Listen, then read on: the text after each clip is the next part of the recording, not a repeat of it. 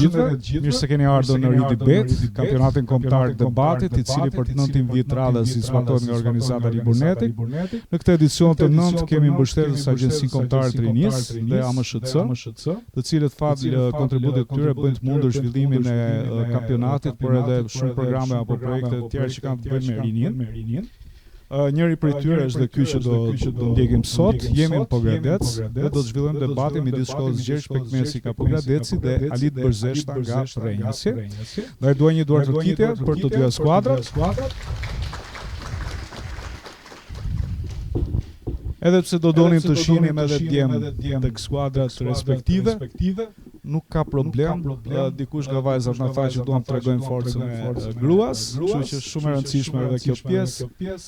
I duam dhe ne vajzat, sikurse kemi pjesë edhe të jurisë që do të bëjë vlerësimin sot. Ai dua t'i prezantoj Qemile Caca, është asistent pedagoge në Fakultetin e Shkencave Sociale, njohëse shumë e mirë e debatit, për të disa vitesh pjesë e këtij formati. Glinxhet Madhi, pjesë e Këshillit Bashkiak të Bashkisë Tiranë, dhe Eliverta Muço që vjen nga organizata Liburneti për të 9 vit radhës në gjykim, pra, në vlerësim të gjitha skuadrave që kanë bërë pjesë. Jemi në një kampionat kombëtar, ju përfaqësoni qytetin tuaj, përfaqësoni sigurisht shkollat nga të cilat vini, por nga ana tjetër i zbardhni edhe faqen mësueseve që ju kanë përgatitur, kështu që shumë faleminderit zyshave që ju kanë sjellë sot këtu. Një duartërkitje edhe për to.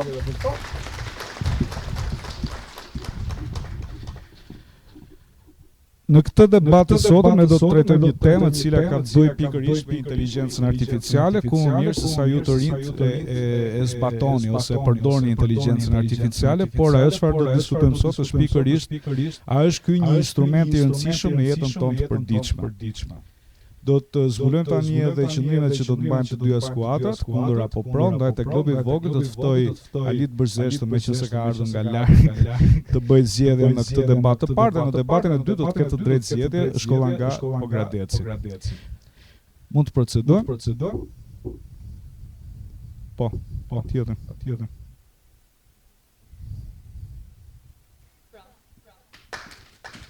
Alit Bërzeshta do të mbajë qëndrimin pro në debatin e skuadrave, ndërsa kundër do të jetë Gjergj Pekmesi. Nga ky moment do të kemi 7 minuta kohë përgatitore. Mund të ndërveproni me njëri tjetrin, mund të ndihmoni njëri tjetrin. Tani është ai momenti që unë fola pak më përpara që mund të caktoni edhe ndërhyrjet nëse nuk e keni bërë. Shumë suksese.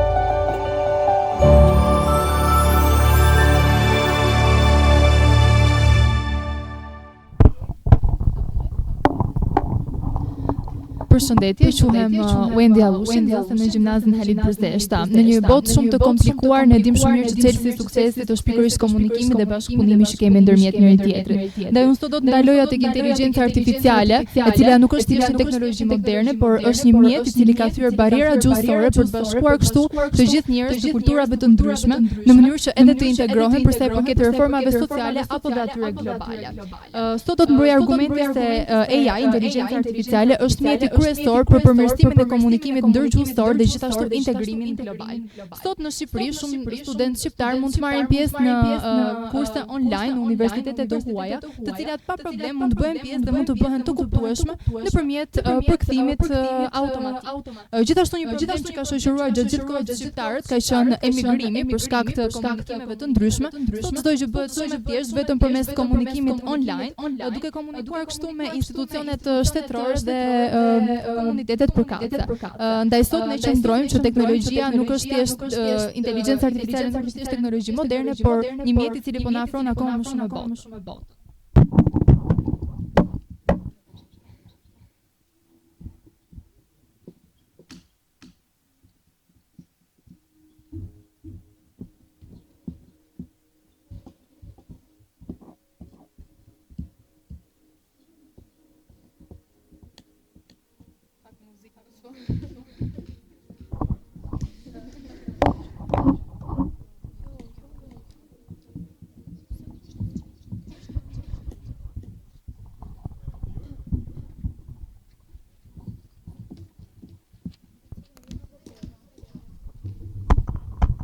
Përshëndetje të gjithëve, jam Omelsiana Pamersari dhe jam kundër temës për sa i përket inteligjencës artificiale.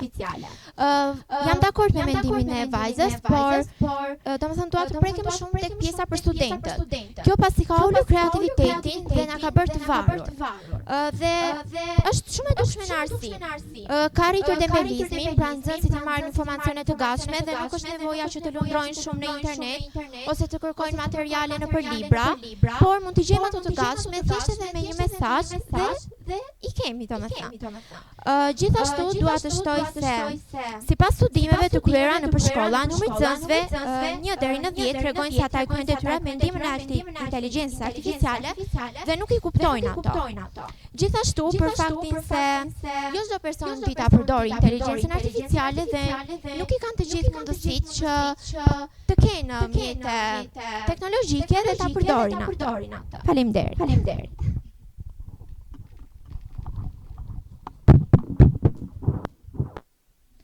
Atëherë, unë jam Kesi Kariqi dhe respektoj mendimin tënd, por unë mendoj se inteligjenca artificiale rrit produktivitetin në punë dhe studim, gjë që e bën atë një mjet të domosdoshëm. Kjo ndodh sepse AI bën të mundur automatizimin e proceseve rutinë, si përmbledhja e informacionit, analiza e databazave, përmbledhja e detyrave e të tjera. Si pasojë, njerëzit kanë më shumë kohë për të fokusuar te detyrat dhe që kërkojnë mendim kritik dhe kreativitet. Disa studime të kryera nga Center of Economic Policy Research, CEPR, me mbi 12.000 kompani në Europë, treguan se AI rrit produktivitetin me 14%. Kjo tregon se AI nuk është vetëm një teori që përmirëson cilësinë e punës, por është një mjet që përmirëson cilësinë e punës. Pra, problemi vetëm i inteligjencës artificiale është se tashmë nuk justifikohemi dot duke thënë që s'kishin kryer një detyrë.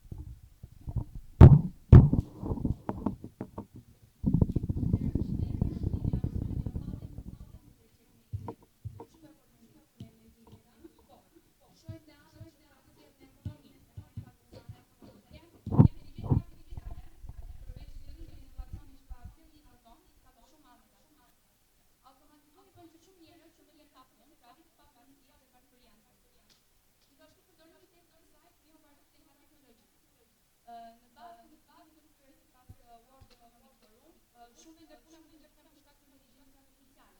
Për më tepër gjitha kompanitë kanë mundësinë ta përdorin atë për të bërë diferencën në mes atyre kompanive të vogla dhe të mëdha.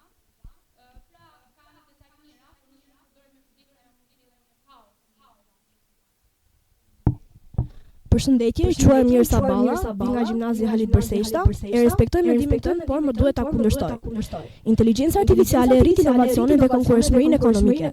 AI po bëhet shumë e rëndësishme në jetën tonë të përditshme. Ai zë zbatim në shumë fusha si bizneset, shkollat, mjekësia e të tjera. AI përmirëson cilësinë e shërbimeve, rrit produktivitetin dhe ndihmon në procese jetike. Një studim nga McKinsey tregon se AI ka aftësinë të sjellë $13 trilion deri në vitin 2030 në të gjithë ekonominë globale. Kjo tregon se potenciali I tij është shumë I madh dhe me pak kohë AI mund të arrijë të gjendë çfarë të bëjë që humbën lavatriçe.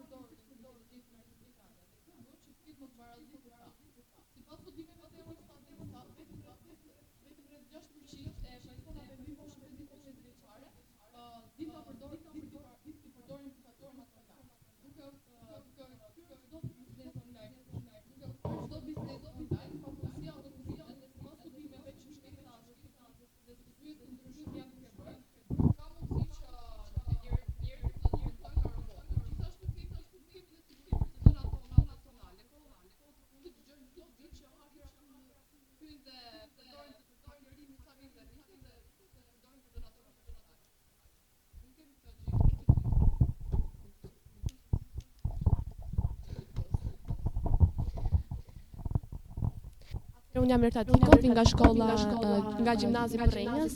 Atëherë respektoj mendimin tuaj, por mendoj se inteligjenca artificiale ka përmirësuar ndjeshëm sigurinë digjitale dhe lufton mashtrime duke mbrojtur përdoruesit si dhe sistemin.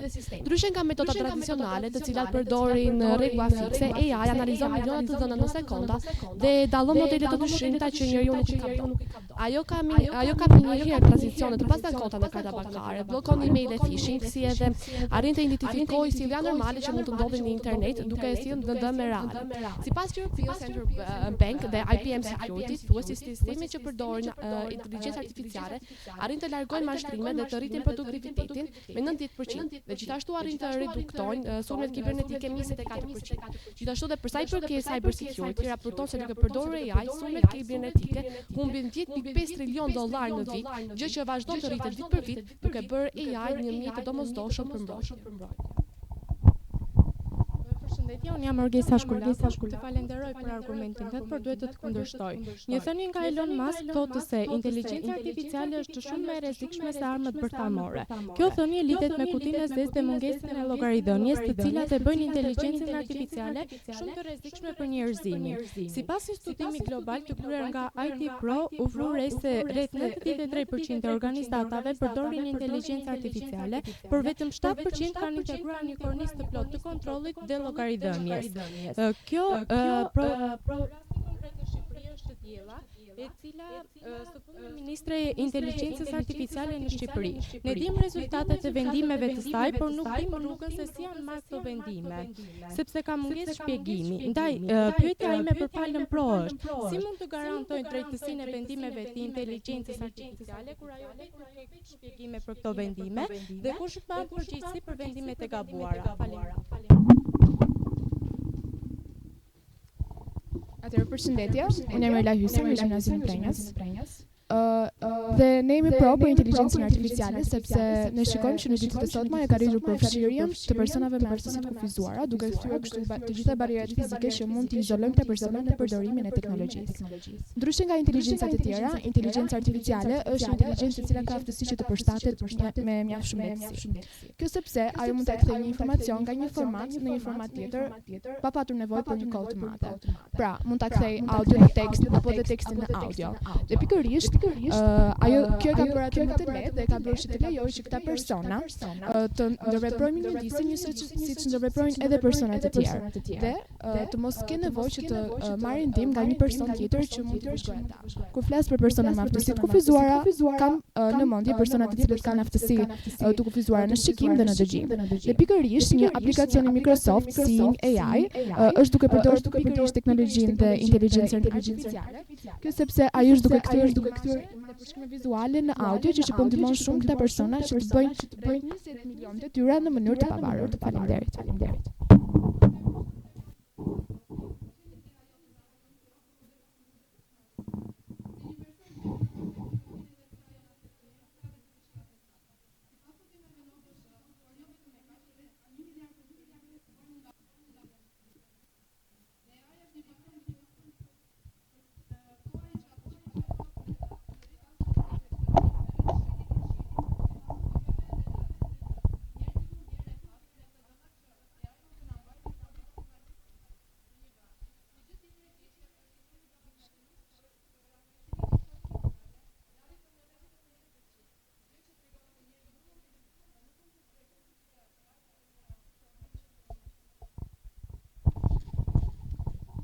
Përshëndetje, unë jam Ada Nërgjoni, e respektoj mendimin tënd, por vazhdoj të mbështes fort faktin se inteligjenca artificiale luan një rol tepër të rëndësishëm në fushën e mjekësisë, duke hedhur bazat kryesore për zhvillimin e mjekësisë moderne.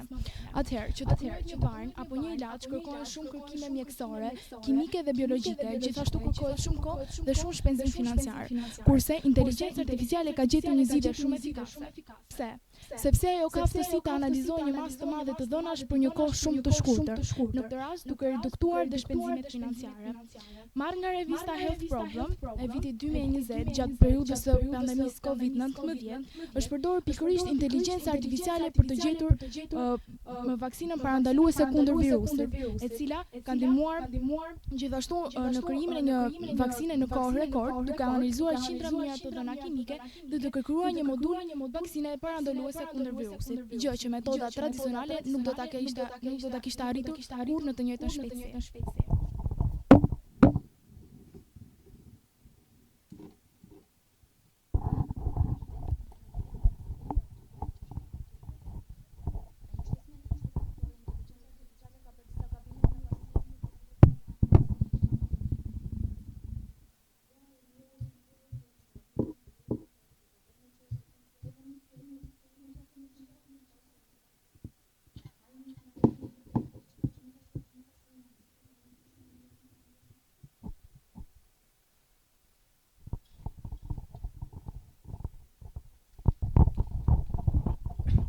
Atëherë përshëndetje, unë jam Ina Larak nga Gjimnazi Halit Bërzeshta dhe inteligjenca artificiale është një nga teknologjitë më të rëndësishme të ditëve të sotme. Ajo është kthyer në një pjesë të padukshme të jetës sonë të përditshme dhe na ndihmon ta marrim informacionin më shpejt dhe më lehtë. Sot ajo çfarë ne shohim online nuk është një rastësi. Në fakt, mbi 80% e përmbajtjes filtrohet nga disa algoritma të veçantë, të cilët analizojnë se çfarë ne shohim dhe çfarë pëlqejmë. Pra, kjo do të thotë që informacioni çdo ditë do të na vijë i përzgjedhur dhe pa na humbur shumë kohë. Sipas një studimi të bërë në vitin 2025, thuhet se mbi 8.5 miliard kërkime bëhen çdo ditë dhe mbi 90% e njerëzve i marrin informacionin nga ky motor kërkimi. Dhe sipas një studimi tjetër të bërë në vitin 2025 nga Statista, thuhet se mbi 90% e emaileve spam bllokohen automatikisht duke bërë përdorimin e internetit më të sigurt. Pra, inteligjenca artificiale nuk është diçka e largët. Ajo është këtu çdo ditë, duke na mbrojtur dhe duke na kursyer kohë. Faleminderit. Përshëndetje, unë jam Edi Gjemallari dhe jam nga Gjimnazi Qeshmeri Mezi.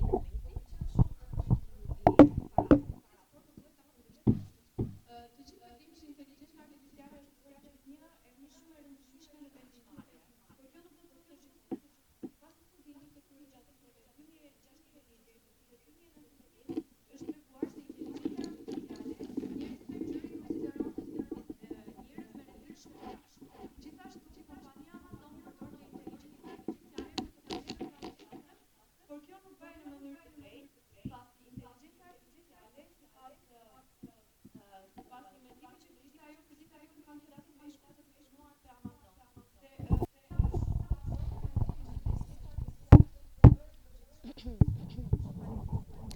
Atëherë, unë respektoj mendimin tuaj, jam Grace Polisi nga shkolla Halit Bërzeshta, por mendoj që inteligjenca artificiale ka bërë të mundur që t'i bëj jo vetëm shërbimet, por edhe punën e pjesës së postës, siç e përmendët ju, t'i bëj më të thjeshta, më të lehta dhe më të aksesueshme për individët. Në ditët e sotme individët mund të hasin në shumë problematika të ndryshme, siç mund të jenë mungesa për marrjen e informacioni, procedura të ndërlikuara, dhe zgjidhja kryesore është përdorimi i inteligjencës artificiale. Inteligjenca artificiale jo vetëm që i shpjegon procedurat hap pas hapi, por bën të mundur që të tregojë dhe për një informacion dhe individi do ta marrë informacionin në një kohë më të shkurtuar. Sipas një studimi që është bërë, tregohet që me një raport ndërkombëtar 65% deri 75% e përdoruesve përdorin inteligjencën artificiale. Dhe asistentët virtual më të përdorur janë ChatGPT, Google Assistant, Chatbox. Dhe sipas një raporti të marrë nga revista World Economic Forum, vërtetohet që rreth 88% e informacioneve që merren nga Chatbox janë shumë të thjeshta, janë shumë të lehta dhe janë më të praktike për individin. Pra, për këtë arsye mendoj që inteligjenca artificiale do të përdoret për shërbime për shkak se i bën ato më të thjeshta, më të lehta dhe më të aksesueshme për individët.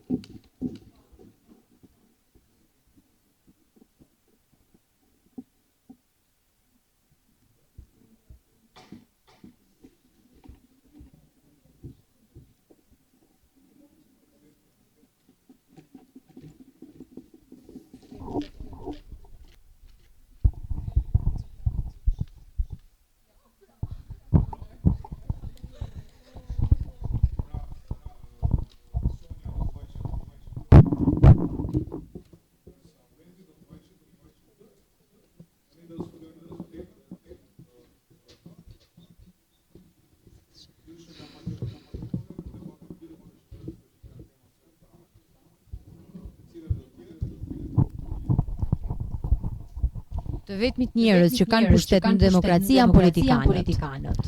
Të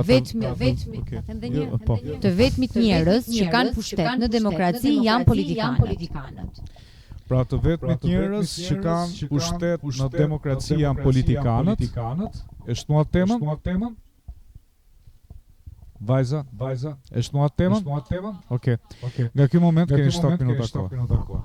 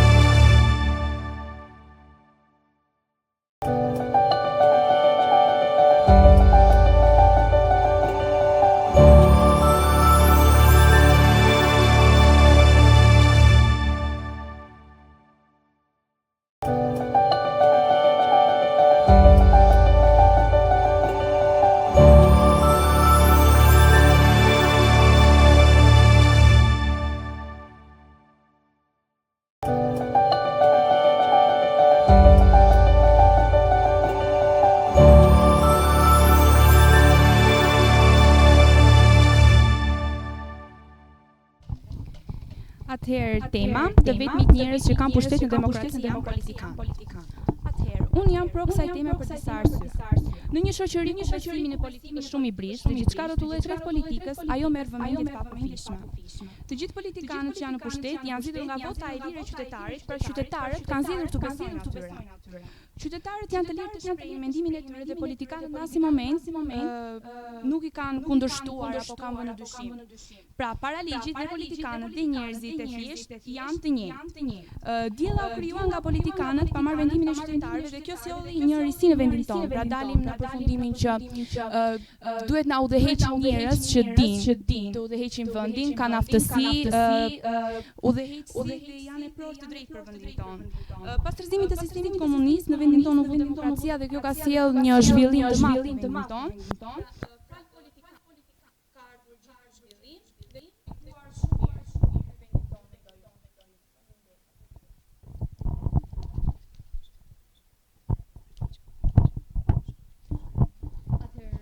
Me qënë se cekëm temën e demokracisë, do doja të nisja që demokracia erdhi si pasojë pikërisht pas viteve 90 ku mbaroi komunizmi në vend dhe kjo bëri të mundur hapjen filloi që të bëheshe imigrimi i lirë i njerëzve, domethënë edhe brenda shtetit të tyre. Përpos kësaj, politika duhet të jetë gjithëpërfshirëse, çka nënkupton se duhet të marrin pjesë pikërisht njerëz të grupmoshave të ndryshme, aq më pak të rinj, të cilët janë zëri i së ardhmes. Do të theksoja pak këtu edhe grupin etnik, i cili ka një domosdoshmëri shumë të madhe pikërisht në politikë, siç ka thënë edhe Martin Luther King, i cili ka qenë një politikan në Amerikë, ku ka vendosur të drejtat pikërisht për votimin edhe për njerëzit me ngjyrë. Faleminderit.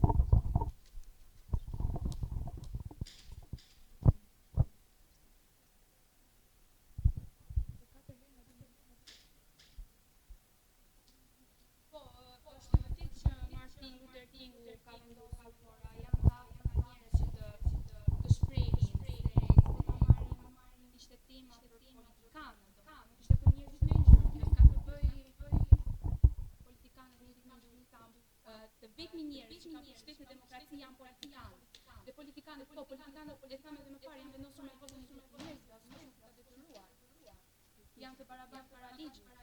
Dhe kjo për mendimin tim nuk ka të bëjë me Atëherë, qënë se kishit një paqartësi për çfarë përket demokracisë dhe Martin Luther Kingut, është pikërisht në prekëm mënyrën e qeverisjes, të cilët njerëzit filluan të kishin të drejtën e votës pikërisht në demokraci. Dhe duke qenë se kjo ishte e ndaluar dhe për njerëzit me ngjyrë, unë patjetër që nuk do të lija pa përmendur edhe Martin Luther Kingun. Përpos kësaj, nëse politikanët dhe deputetët do të merrnin vendimet e tyre nuk do të ishte e mundur që politikanët dhe deputetët të merrnin vendimet e tyre nëse populli nuk do të ishte prezent. Gjithashtu shohim që kemi organizata të ndryshme të cilët të rinjt marrin pjesë dhe përfshihen, pra në grupe gjithëpërfshirëse. Por ne nuk kemi i vetmi vend ku të vetmi njerëz që kanë pushtet në demokraci janë politikanët. Shumë vende të botës kanë zhvillim mjaft të mirë pasi politikanët udhëheqin me politika mjaft të mira dhe mjaft domethënë të kënaqshme dhe kanë arritur rezultate shumë të mira për vendin e njerëzit, duke arritur ekonominë. Vende të mira kanë arritur vendet e perëndimit, kanë njerëz shumë të mirë politikanë që udhëheqin dhe kanë arritur majat e tyre në ekonomi dhe në fusha të tjera. Atëherë, meqense jeni duke këmbgulur dhe duke mbrojtur argumentin tuaj pikërisht për sa i përket politikanëve që duhet të jenë vetëm, domethënë ata që kanë pushtet, doja t'ju bëja një pyetje që pse të rinjt janë pikërisht ata të cilët marrin pjesë në organizata të ndryshme, në debate siç është kjo e sotmja, të cilët thash edhe një herë që duhet të jenë zëri të rinjve, apo në protestat të cilat zhvillohen dhe kemi lënçuar pafundësisht.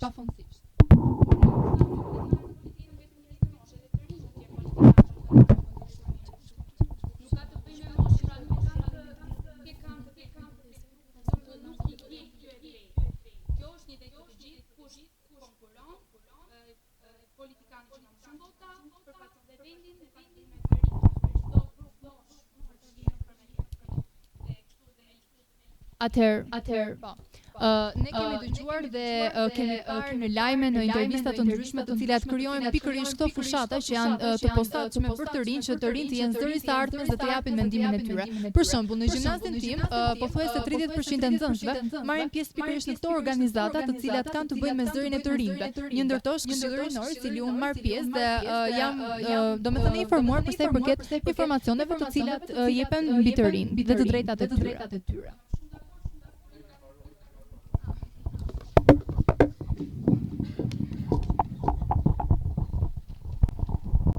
Mirë, faleminderit dy vajzave. Tani është momenti që juria të lidhet, bëj vlerësime dhe pas pak të marrim edhe pikët.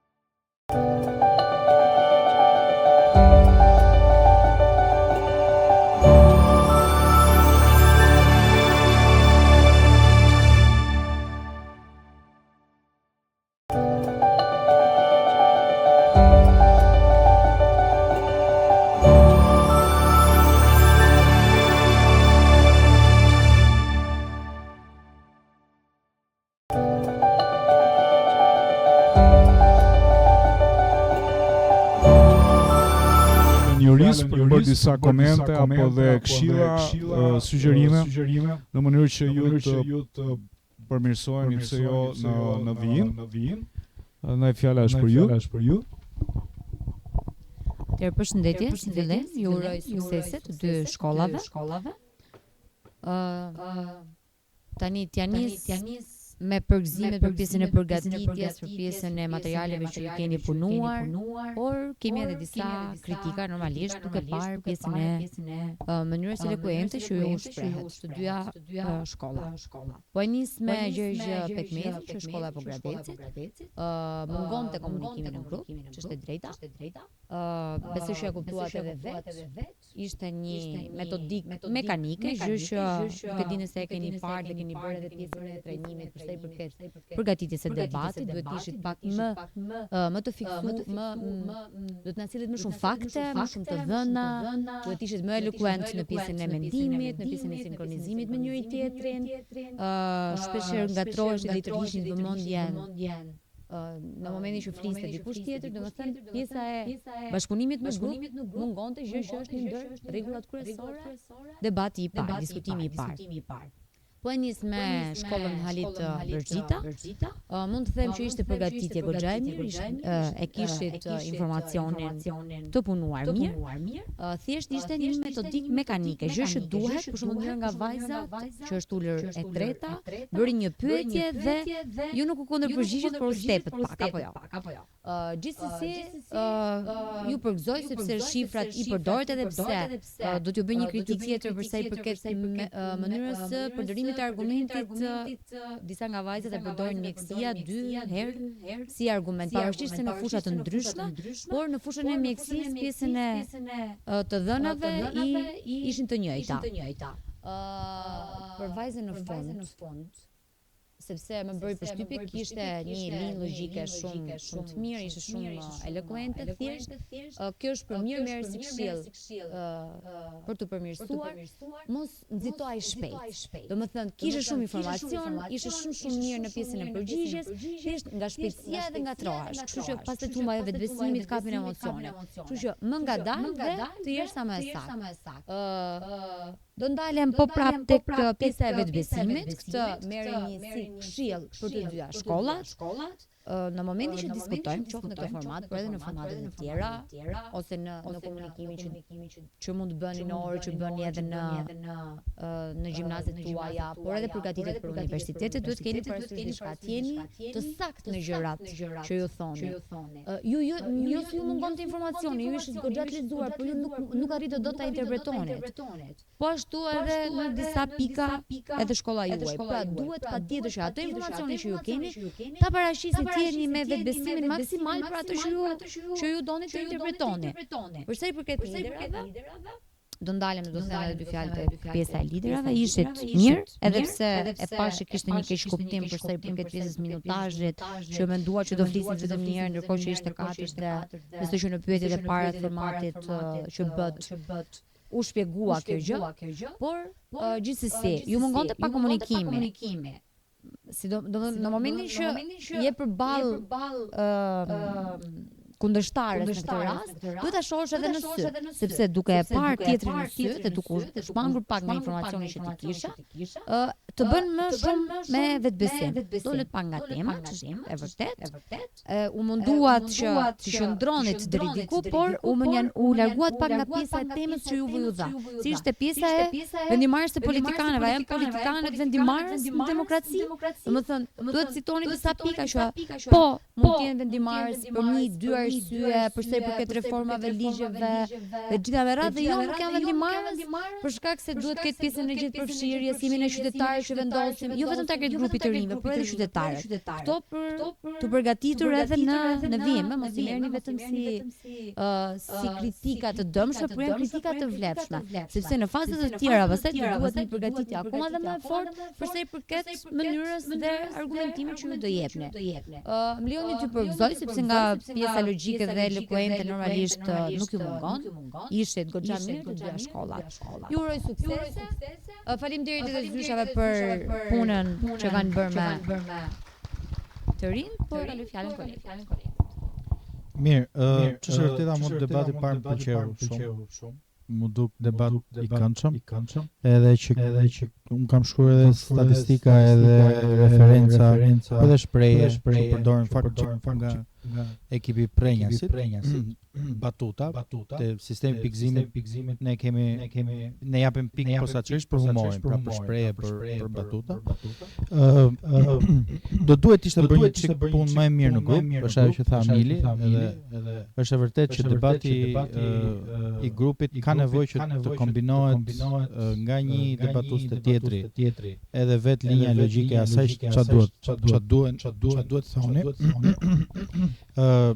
Te ekipi Prenjasit më pëlqeu ajo që nuk e automatizuat radhën, pra nga i parti i fundit ose siç e kishit menduar, po pritet të fliste kundërshtari dhe në bazë të temës që po fliste kundërshtari, secili kërkonte fjalën dhe unë e vura re që secili kishte një përgjigje të zëm, qoftë për sigurinë kibernetike, qoftë për mjekësinë ose tema të tjera që donit, kishte përsëritje nga ekipi Prenjasi, në fakt kishte pak përsëritje në argumentim, ndërsa te debati i dytë është vërtet unë mendoj që gocat nuk e kupton temën. Pra, është një temë që erdhi e paqartë ju, ndoshta sepse është temë spontane dhe çik përgatitje.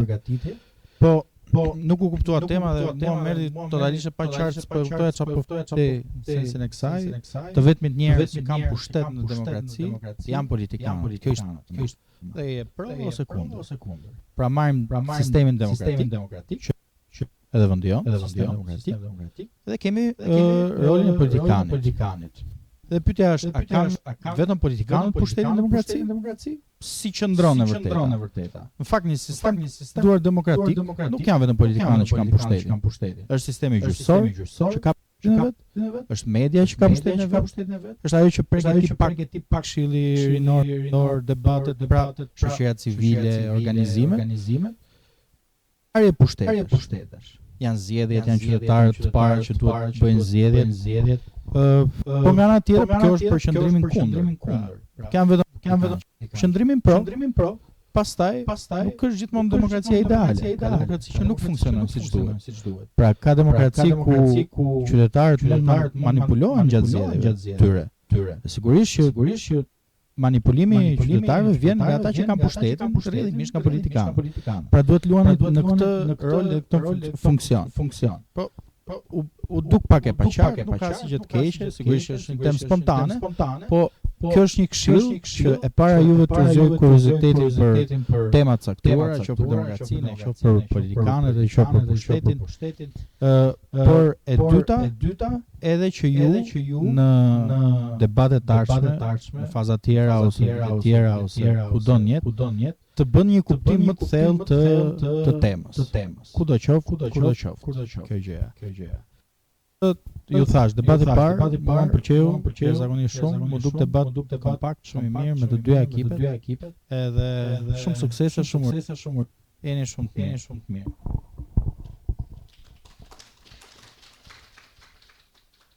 Mirë. Kolegët e mi parafolës pak a shumë prekën dhe cituan të gjitha pikat të cilët ne kishim menduar se do t'ju vini në ndihmë për sa i përket të fazave të tjera. Është mirë të punoni dhe mos i merrni si kritika bazë të gjitha ato çfarë ne u tham sot. Për të mos u zgjatur shumë se mendoj se jeni në pritje të pikë, kemi Shkollën e Prenjasit Halit Bërzeshta 181 pikë, Shkolla e Pogradecit Gjergj Pekmezi 171 pikë. Urime.